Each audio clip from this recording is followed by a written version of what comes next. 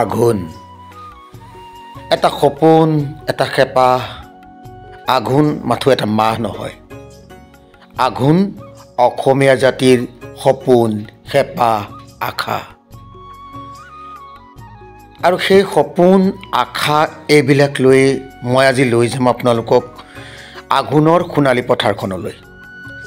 আঘোণৰ সোণালী পথাৰখন এবাৰ চাওক। সেই পথাৰখনৰ ভিতৰত বুকুত থকা সেই সোণগুটিবোৰ চাওক, আৰু সেই যে পথাৰৰ মাজৰ জ্যোতিবোৰ, আমেজবোৰ, আৰু আঘোণৰ সেই নখোৱা, এই সকলোবিলাক দেখুৱাবলৈ মই আপোনালোকক লৈ যাম আজি সোণগুটিৰ পথাৰলৈ। আঘোণ শেষলৈকে চাই থাকিব। পথাৰলৈ আহিছোঁ, নিজৰ যদিও মাটি নাই, তথাপিও আঘোণ বোলাৰ আৱেগটোক বিচাৰি, পকা ধানৰ গোন্ধ বিচাৰি, আঘোণৰ গোন্ধ বিচাৰি পথাৰলৈ আহিলোঁ, ওচৰৰে দাদা এজনৰ পথাৰলৈ। আৰু ইমান সুন্দৰ চাওকচোন, সন্মুখ ভাগ খুব সুন্দৰকৈ সোণালী হৈ আছে। আৰু এই সোণালী গুটিবিলাকৰ লৈয়ে জানো আমাৰ সপোন নহয়, আমাৰ আশা, আমাৰ সপোন, এই হৈছে সোণালী শইচ। আঘোণ অহাৰ লগে লগে অসমীয়া জাতিৰ প্ৰতিজন চহা অসমীয়াৰ মনলৈ হেঁপাহ আহে, সপোনবোৰ ফলিয়াবলৈ ধৰে। কাৰণ শাওণৰ সেই সেউজীয়া সপোনবোৰ পূৰঠ হ'ল। শাওণৰ সেই সেউজীয়া সপোনবোৰ পূৰঠ হ'ল, সোণালী হ'ল, আৰু এতিয়া আনন্দ।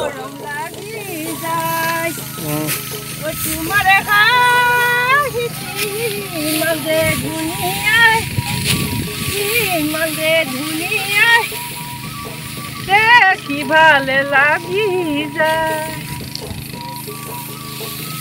সোণালী ধাননি জান জান, ঐ লক্ষ্মী দাৱনী জান জান, ও মোৰে দেহা জান।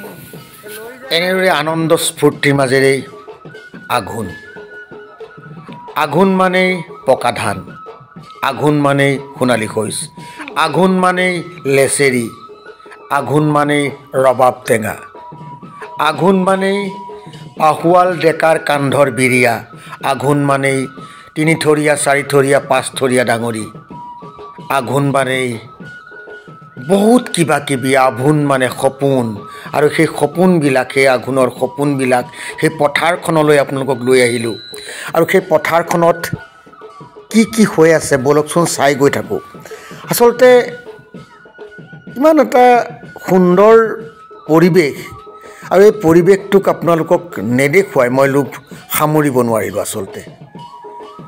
কাৰণ আঘোণৰ পথাৰৰ ৰবাব টেঙাৰ জুতি, সেয়া বাৰু কোনে পাহৰিব। ৰবাব টেঙা, চুকা টেঙা একেলগে মিলাই ইমান সুন্দৰকৈ খোৱা হয়। সেই পথাৰৰ ৰ'দকণ লৈ দাৱনীৰ কাঁচিৰ আগেৰে কটা ৰবাব টেঙাৰ সোৱাদ, আৰু দাৱনীৰ সেই কাঁচিৰ শব্দ, আৰু পাহোৱাল ডেকাৰ ডাঙৰিৰ জিৰিপ জিৰিপ শব্দ, এই শব্দবিলাক চিনাকি শব্দ। এতিয়া সেই যেতিয়া বিনামূলীয়া চাউল পোৱাৰ পিছত বহুত পথাৰ কিন্তু চন পৰি আছে, তথাপিও ডেকাবোৰ পথাৰলৈ যাবলৈ এৰা নাই। যদিও যান্ত্ৰিকতাই আৱৰি ধৰিছে, তথাপিও কাণৰ বিৰিয়াডাল এতিয়াও হেৰাই যোৱা নাই, ডাঙৰি এতিয়াও হেৰাই যোৱা নাই। যদিও ট্ৰেক্টৰ, পাৱাৰ টিলাৰ, ঠেলাত ধান কঢ়িওৱা হয়, তথাপিও এই যে শাৰী শাৰী ডাঙৰি কঢ়িওৱা ডেকা ল'ৰাবোৰ, এই ডেকা ল'ৰাবোৰৰ সেই যে জিৰিপ জিৰিপ যি মাত, ডাঙৰিৰ ধানৰ মাত, সেয়া বাৰু কমটি লয়লাসত যায়নে? সেই ডাঙৰিকেইটা চাওকচোন, ইমান ধুনীয়াকৈ নাচি নাচি গৈ আছে। আৰু সেইবোৰৰ মাজতে আকৌ পথাৰলৈ অনা খাদ্য, পথাৰলৈ যে আহাৰ আনে, কলপাতত যে ভাত দিয়ে, এইবিলাক সেয়া ছবিও দেখুৱাম নিশ্চয়। আৰু সেই ছবি দেখুৱাবলৈ মই আজি সকলো তৈয়াৰ কৰি লৈছোঁ। য'তে যি পাইছোঁ অকণমান বুটলি আনিছোঁ। এই আকৌ ককাইদেৱে দাৱনীলৈ খোৱা বস্তু আনিছে, মানে ভাত আনিছে। আৰু এতিয়া দাৱনীয়ে খাব, সেইকাৰণে সকলোবিলাক গোটাই দিছে। কি আনিছে চাই লওঁচোন ৰ'ব।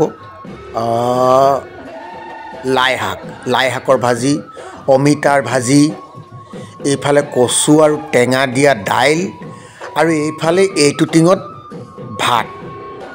মানে সুন্দৰ আহাৰ। আৰু এই আহাৰ যেতিয়া পথাৰৰ মাজত বহি খালে আৰু মানে সোৱাদটো বেছি হৈ যায়। তাৰ সোৱাদটো বেছি হৈ যায়। সেই সোৱাদ ল'বলৈ দাৱনীসকলক ময়ে চিঞৰিলোঁ, বোলো আহক খোৱা বস্তু আনিছে, সোনকালে খাই লওক। বেলি লহিয়াব হৈছে, আৰু বেলি লহিয়ালে কি খাব আৰু। বৌৱে আকৌ দাৱনীৰ লগতে ধান দাই আছে। বোলো বৌ আহক, সকলোকে বাঢ়ি মেলি দিয়ক, আৰু আপুনি যা যোগাৰ কৰি দিলেহে সেই দাৱনীয়ে খাবলৈ পাব। বৌ পিছে কথা কোৱাৰ লগে লগে আহিলে, আৰু চিঞৰি ভাল লাগে। পথাৰত চিঞৰি উকি মাৰি এনেকুৱা এটা সোৱাদ আছে, সেইবিলাক আচলতে এতিয়া নাই। তথাপিও বৌৱে সেই আহিছে, আহি সকলোকে বাঢ়ি দিব এতিয়া। আৰু কেনেকৈ বাঢ়ে, কি বাঢ়ে অকণমান চাওঁ আহক। এই সোৱাদবিলাকেই বেলেগ নহয়, ইয়াত সোৱাদবিলাকেই বেলেগ হয়। আৰু ইয়াত খাবলৈ বৰ ভাল লাগে। এই আমেজবিলাক, এই জুতিবিলাক এতিয়া হেৰাই গৈছে। এইবিলাক হেৰাই গৈছে। আজিকালি নতুন প্ৰজন্ম পথাৰলৈ নাহে, এই জুতি নাপায়। বৌৱে ভাত বাঢ়িবলৈ আৰম্ভ কৰিলে। ভীমকলৰ পাতত ভাত। আৰু ভাত মানে আচলতে এতিয়া ভোক লাগে, কাম কৰি থাকে যে এই সময়ত খুব ভোক লাগে। আৰু সুন্দৰকৈ সেইকাৰণে এই সময়ত খাবলৈ চেষ্টা কৰে। আৰু যি জুতিয়ে নিদিয়ক, ইয়াত সকলো সোৱাদ। ইয়াত অমিতা ভাজিয়ে হওক, ঢেৰুৱা ভাজিয়ে হওক, লাই শাকৰ ভাজিয়ে হওক, টেঙা দাইলেই হওক, বা আপোনাৰ নিমখ জলকীয়া দিয়া ভাতকেইটাই হওক, ইয়াত কিন্তু সোৱাদ আছে, সুন্দৰ সোৱাদ আছে। আৰু একেলগে বহি খোৱাৰ যিটো এই মুকলিমূৰীয়া পৰিৱেশত, ইমান পৰিষ্কাৰ পৰিৱেশটো, আৰু তাত বহি খোৱাৰ যিটো আমেজ, সেইটো কিন্তু মানিব লাগিব। ককাইদেৱে আকৌ মাজতে দাৱনীসকলৰ ওচৰৰ পৰা আহিলেগৈ। মানে ককাইদেউহঁতৰ বহুত মাটি, ঢেৰ মাটি আছে। দুটাকৈ ভঁৰাল মই দেখুৱাই আনিলোঁ নহয়। সেই দুটাকৈ ভঁৰালৰ মাটি চিন্তা কৰক। আৰু দুটাকৈ ভঁৰালৰ মাটি, সেই মাটিৰ কিমান দাৱনী পৰিব লাগিব চিন্তা কৰকচোন। দাৱনী আকৌ পৰা বুলি কয় দেই, দাৱনী পৰা বুলি কয়। কিমান দাৱনী পৰিব লাগিব। দাৱনীয়ে এতিয়া আহিব, খাব, আকৌ দাব সুন্দৰকৈ। দাৱনী এগৰাকী দুগৰাকী গোট খাইছে আহি। আৰু ককাইদেউক ক'লোঁ আপুনিও ইয়াতে খাওক, আৰু মোলৈ যদি কিবা আনিছে সেইটোও দিয়ক, ময়ো খাম। মোলৈও কিবা কিবি আনিব, ননাকৈ নাথাকে। কাৰণ এই পথাৰত খোৱা আমেজটো মই মাজে মাজে তালৈ গৈ লৈ থাকোঁ। আৰু যেতিয়া পথাৰলৈ যাওঁ, এই শাওণ মাহতো আহোঁ, ৰোৱাৰ দিনতো আহোঁ, আৰু দোৱাৰ দিনতো আহোঁ। লাহেকৈ ৰাইজ আহিছে, আৰু এগৰাকী দুগৰাকী দাৱনী গোট খাইছে। সকলোৱে বহি খাব। এই যে খাই, সুন্দৰকৈ যে খায়, এয়া চাওক। এইবিলাকেই হৈছে আঘোণৰ জুতি। এইবিলাকক আঘোণৰ জুতি বুলি ক'ব লাগিব। আৰু মোৰ ভাগত পৰি গ'ল দেই বা এইয়া চাওক, বৰা চাউল, গুড়, গাখীৰ লৈ আহিছিলে, ময়ো খাই লওঁ। বৰ মানে ধুনীয়া আঠা বৰা চাউল আৰু গাখীৰ পূৰা খাই লৈছোঁ। আৰু এইফালে আকৌ দাৱনীসকলক এবাৰ দেখুৱাই দিওঁ। এইয়া বৰ ধুনীয়া হাঁহি মাৰি থাকিব দাৱনীয়ে, দেখিছেনে? এইয়া এই তৃপ্তিবিলাক ইয়াত পাব। আৰু এইদৰে আমি গোটেইখিনি ঘূৰিলোঁ, চালোঁ, সকলোৱে দাই আছে। আৰু বৌহঁত আকৌ পথাৰলৈ গ'ল, আকৌ পথাৰত নামি আকৌ দালে। কিন্তু ইফালে দেখিলোঁ নামঘৰতো আয়োজন চলিছে। কিন্তু ইফালে নামঘৰতো আয়োজন চলিছে ন খাব লাগিব ন খোৱা ঠাইডোখৰ বেলেগ মই পথাৰলৈ যলৈ আহিছিলোঁ যি ঠাইলৈ আহিছিলোঁ সেই ঠাইও বেলেগ এইবিলাক মুঠি চকী ধুনীয়াকৈ মাটিত নপৰাকৈ থৈছে নৰাৰ ওপৰতে মুঠিবিলাক থৈ দিছে নৰাৰ ওপৰতে মুঠিবিলাক থৈ দিছে আৰু সকলোৱে দাই আছে লাহে লাহে পথাৰ আজৰিয়ে হৈছে কাৰণ আঘোণৰ শেষ পালেহি নহয় পথাৰ আজৰি হৈছে আৰু অথনি স্কুললৈ যাওঁতে ককাই এজনক দেখিলোঁ বিৰিয়াত ধান লৈ আছে মই বোলো থৈ দিওঁ ভিডিঅ'টো তোমাৰো থৈ দিলোঁ ভিডিঅ'টো এয়া আৰু সেই ককাইদেউহঁতৰ আকৌ জুৰীয়া ভঁৰাল এই জুৰীয়া ভঁৰাল দেখুওৱাৰ পিছত ব'লক অকণমান আগবাঢ়ি যাওঁ আন এখন গাঁৱলৈ তাত আকৌ ন খোৱা নামঘৰত সকলো ৰাইজ একত্ৰিত হৈ তাত ন খাব আৰু তালৈ এবাৰ যাওঁ বোলো সেই ন খোৱা অকণমান চাওঁ এই আইতাহঁতে নামঘৰৰ পৰা ওলাইছে এতিয়া কিনাৰতে নামঘৰৰ কিনাৰতে ন ভাত ৰান্ধিছে গাঁৱৰ গোটেইখিনি মানুহ একেলগে ন খায় আমাৰ কথা এটা আছে বোলে গুৰুক দিম ভকতক দিম তাৰপিছতে পচা দেহাক দিম এই গুৰু ভকতলৈ আগবঢ়াৰ পিছতহে আমি নিজলৈ খাওঁ সেইকাৰণে সকলোৱে একেলগে বহি ন খাব সকলোৰে ঘৰৰ পৰা চাউল দিছে যাৰ যি পাৰ্যমানে সামৰ্থ্য আছে সেই সামৰ্থ্য অনুসৰি অন্য ব্যঞ্জন দিছে সকলোৱে মিলি ন সাজ একেলগে খাব আৰু একেলগে খোৱাৰ কাৰণে ইমান ধুনীয়াকৈ বনাইছে চাওকচোন কালাৰ দেখিছে নাই কিমান ধুনীয়াকৈ বনাইছে একদম বক বক বক বক উতলি আছে খেৰৰ জুই কি কয় খৰিৰ জুইত বনোৱাই যি খাই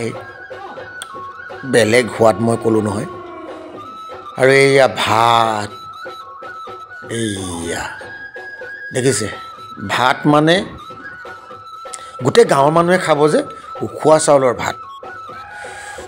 চাউলৰ ভাত আৰু সকলো বহি একেলগে ভাত সাজ খাইছে বুঢ়াৰ পৰা ডেকালৈকে সৰু সৰু ল'ৰা ছোৱালীলৈকে আইতাহঁত ককাহঁত দেউতাহঁত দদাইদেউহঁত খুৰাহঁত দাদা ভাইটিহঁত চব একেলগে বহি লৈছে বহি সুন্দৰকৈ ন খাইছে আৰু ন খোৱাৰ এই যিটো পৰ্ব এতিয়া প্ৰত্যেকৰ ঘৰত আৰু ন চাউলৰ ভাত খাব পাৰিব এতিয়া প্ৰত্যেকৰ ঘৰতেই ন চাউলৰ ভাত খাব পাৰিব প্ৰত্যেকেই ন খাব পাৰিব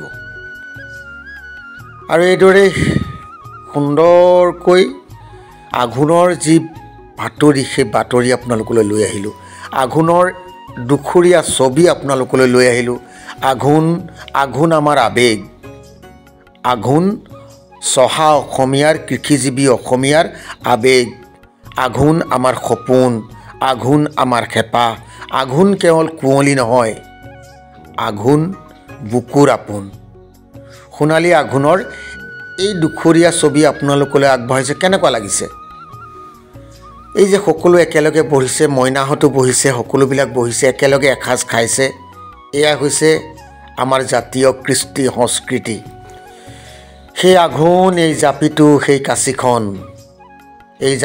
সেই কাঁচিখন সেই আঘোণ আকৌ লৈ আহিম আঘোণক কেতিয়াবা আঘোণে বিদায় ল'ব কেইদিনমানৰ পিছত পথাৰখন উদং হৈ যাব আৰু সেই উদং পথাৰখন আকৌ এদিন